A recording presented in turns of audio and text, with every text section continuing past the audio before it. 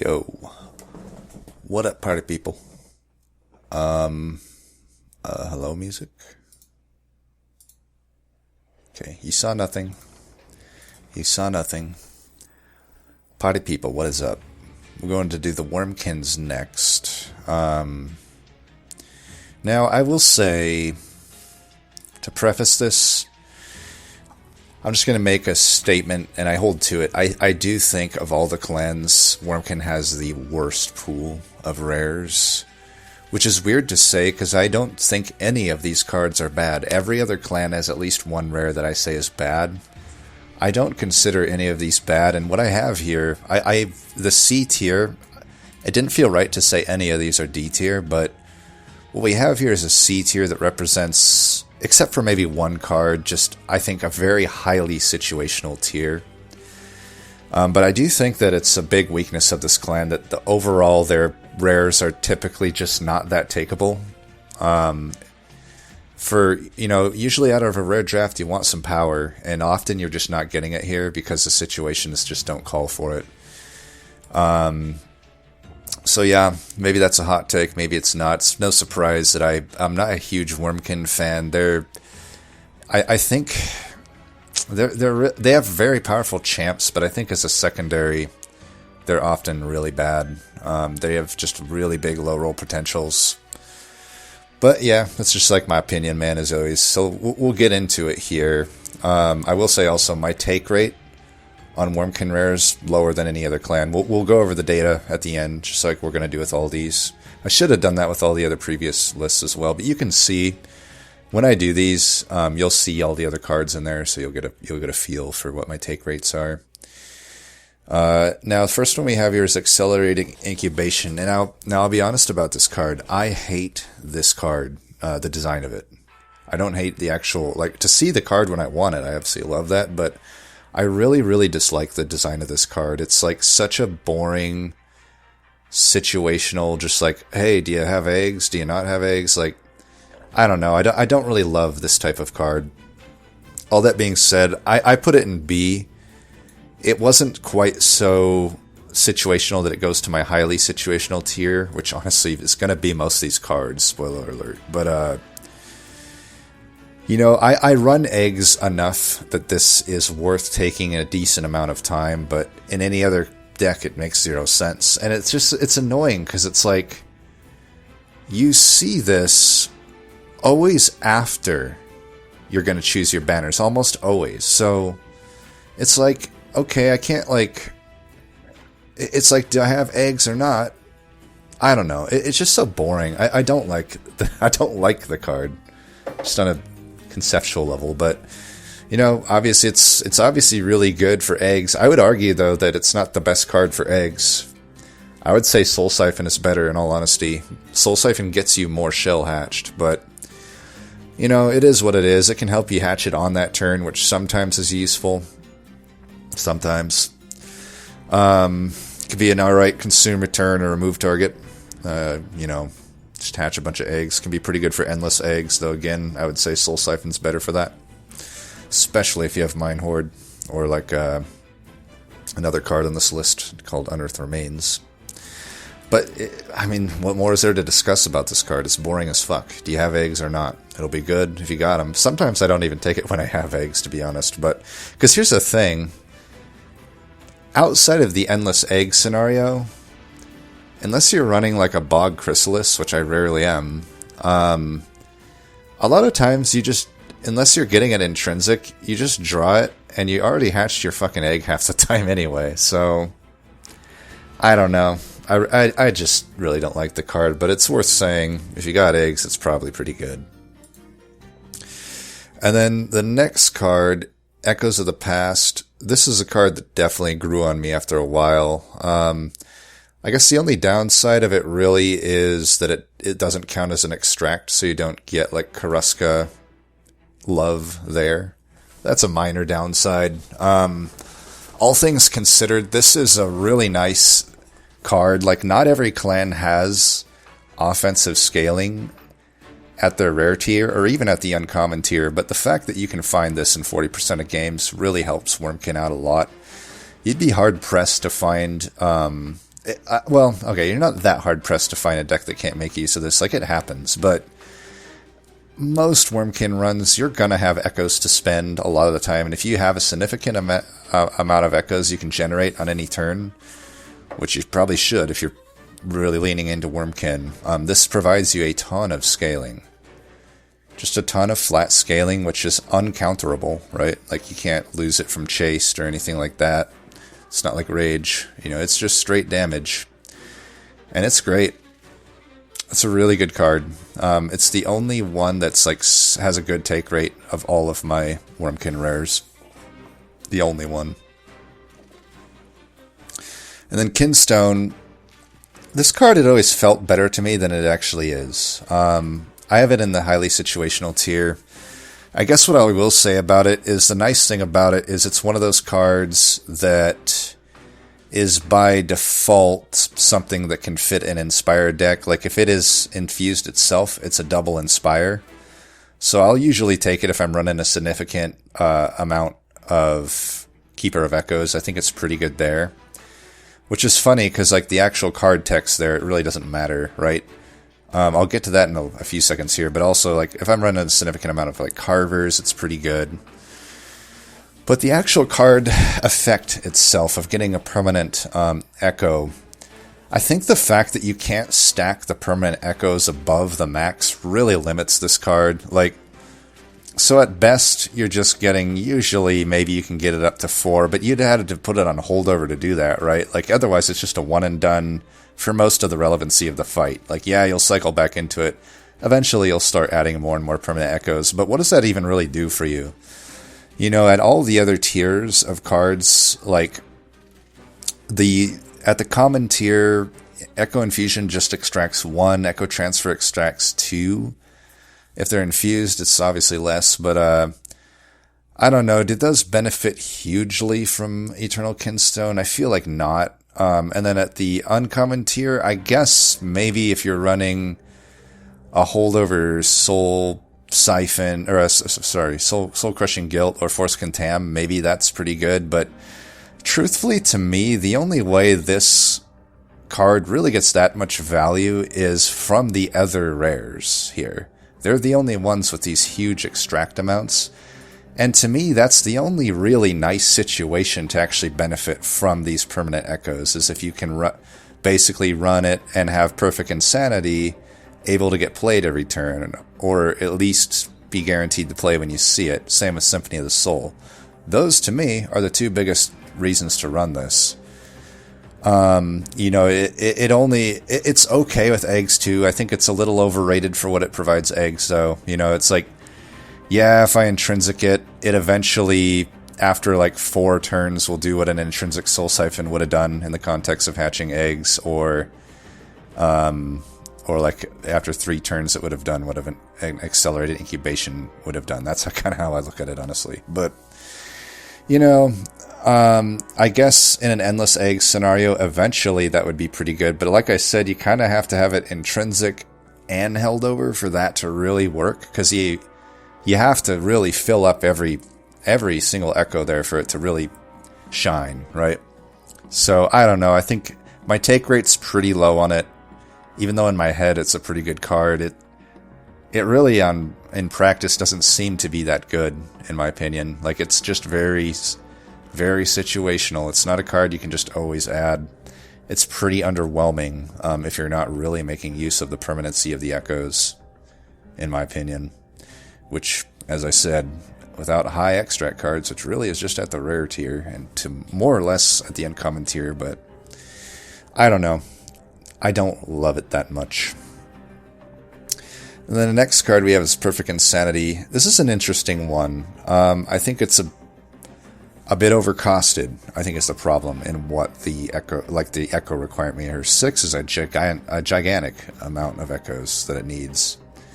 It also costs an Ember, which sometimes is relevant. Like, a lot of the other high extract cards, well, not Symphony of Soul, but think Ambient Charge, Soul Crushing Guilt, Force Contam, those are all 0 cost, right? So in a way, even though those cost 3 extract, in the context of having maybe another 1 Ember card that is infused, it almost makes that extract go down by 1 in comparison to Perfect Insanity, because Perfect Insanity costs 1. And then I could carry that right over into Symphony of Soul in the same vein, since it costs 2, but we'll talk about that one in a bit. Perfect Insanity, though, it is, I will say, can shine pretty hard in the right deck. Like, it is sometimes, in a really cursed run, the godsend that you need to get you out of it. Like, this is a great answer to a run that did not find Frenzy Stone, or just did not find the scaling, or just otherwise power to your units on board to deal with everything. You know, this can be a way out of that, as long as you can consistently play it. That'll delete any tank in the game. It'll delete the mini bosses, and it can stack damage on the flying bosses, or even just the normal bosses. So, you know, it is a card I could even be convinced is better than C tier, but my take rate on it is so low that I couldn't in good faith put it above C. I could see, though, like, the fact that it is such a godsend in a truly cursed run could maybe argue that it's better than C, but I do still think it's highly situational, because I guess this is my thing with it. In a run that already scales well enough, there's really just zero reason to add this. You might take it sometimes as a potential answer to mini-boss still, because it's pretty hard to kill as mini-bosses. But my take, like I said, my take rate is so low that it obviously didn't come up that often that I needed it.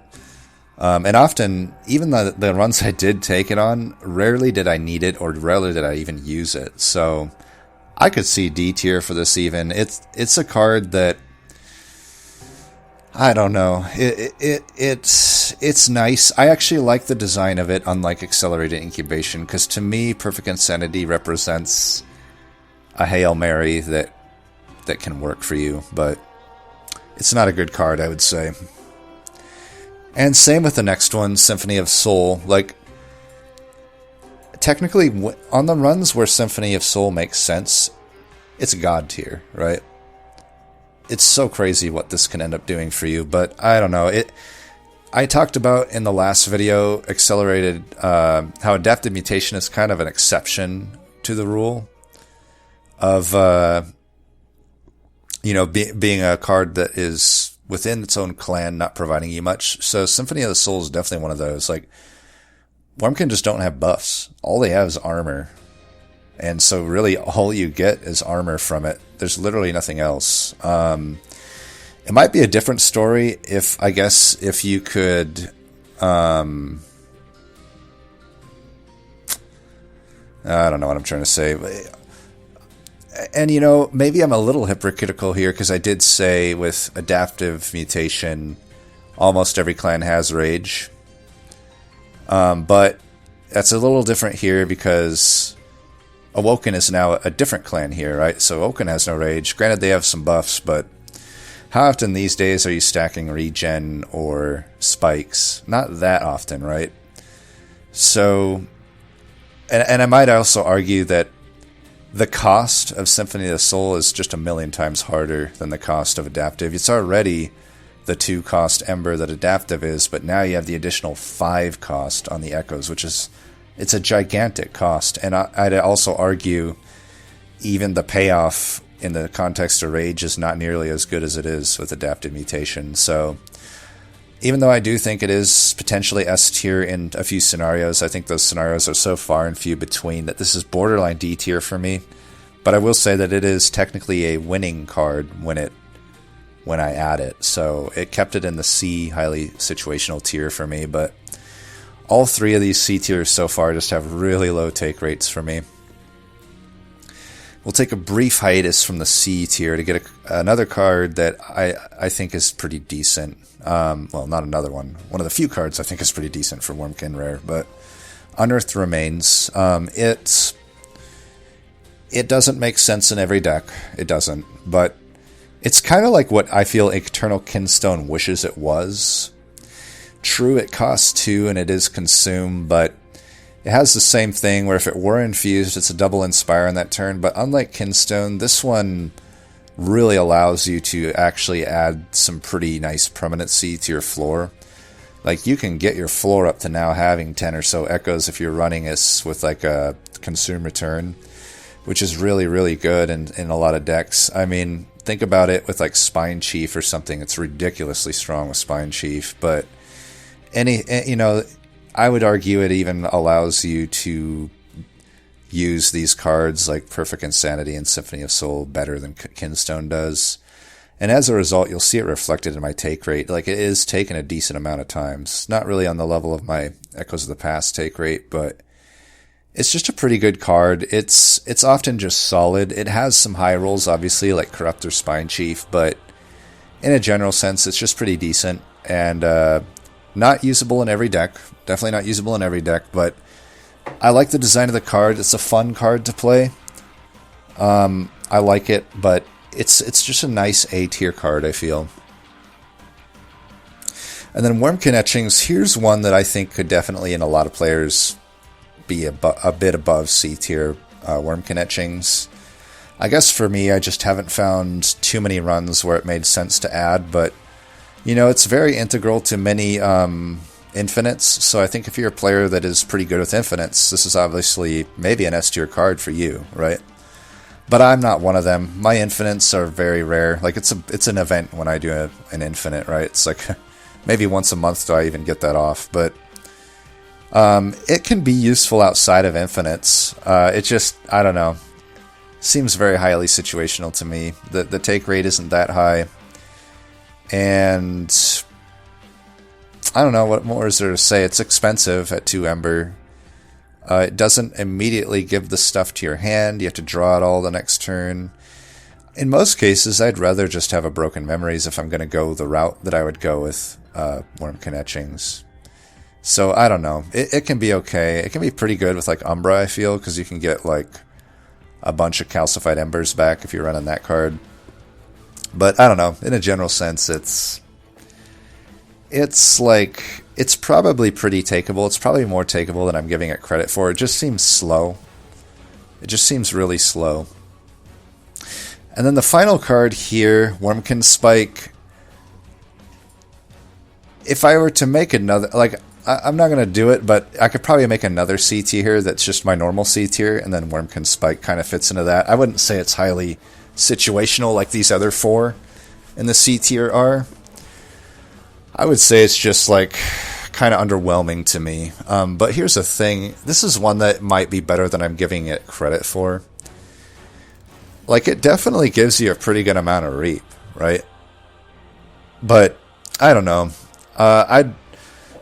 The thing is, like, reap is nice, but does this even do that much more than a fracture usually does for me? I don't know that it does. I would only really be using it to kill the backliners. It's a one and done because it's a consume. Yeah, I have consume return mechanics, but I would find it hard in most runs for Wurmkin Spike if I am doing consume return to be the one that I want on consume return. It's obviously going to greatly benefit from the X-Cost artifact, but I also wouldn't really, outside of Umbra, take the X-Cost artifact that often. Or maybe Awoken. So I may just not end up with that beforehand.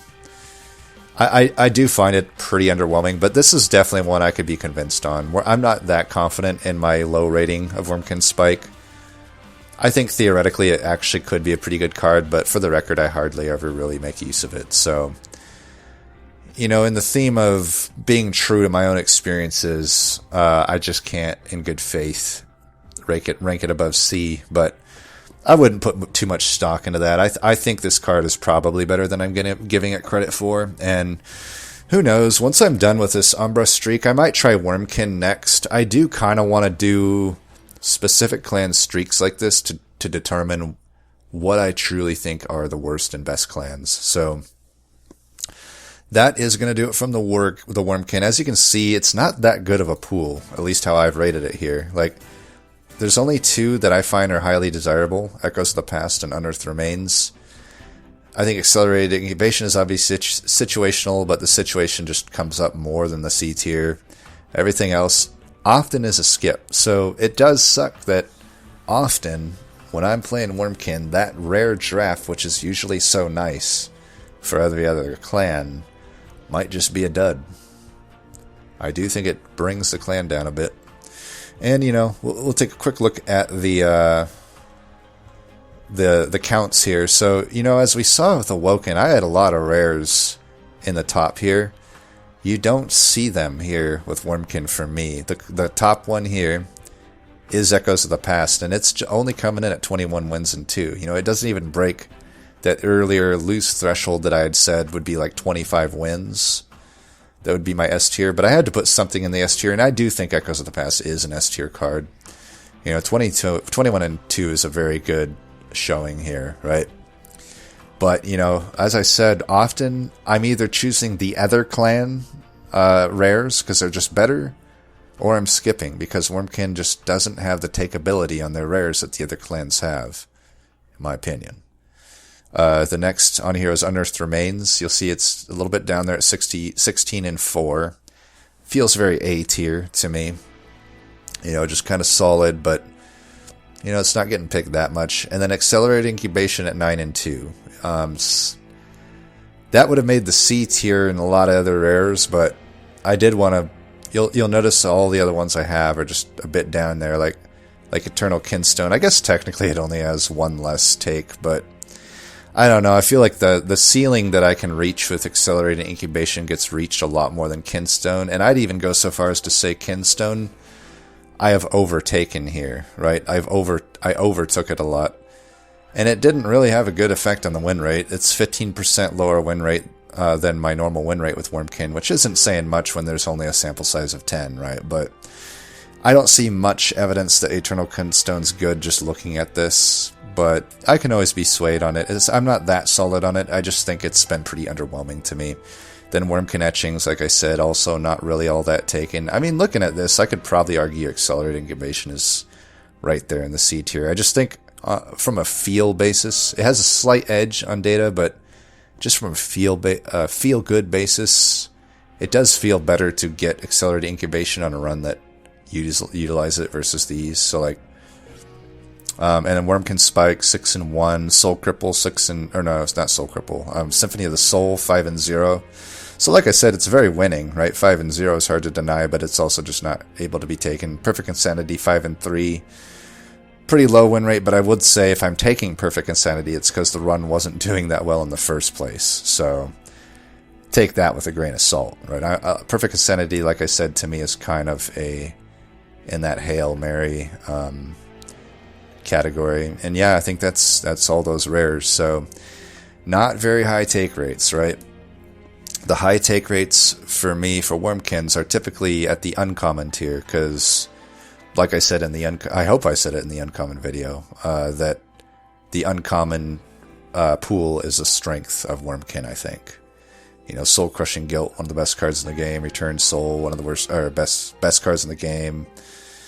Force Contam, pretty good. Broken Memories, really good. Revenge of the Dam, really good. You know, there's just a lot of good uncommons, but and a few good commons. Like I think Bounty Echoes, Echo Break, and an Echo Infusion, or not Echo Break, Echo Infusion and Echo Transfer.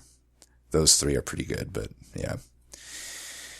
So on and so forth. Hopefully that was entertaining. Let me know what y'all think. If there's any Wurmkin aficionados out there, I'd love to hear what you think. If there's cards you think I'm just way misevaluating, let me know. I'm all ears. Always looking to get better with each clan, right? But like I said, these are my experiences. I can only go based off what I know, right? As always, thanks for watching, and until next time, peace.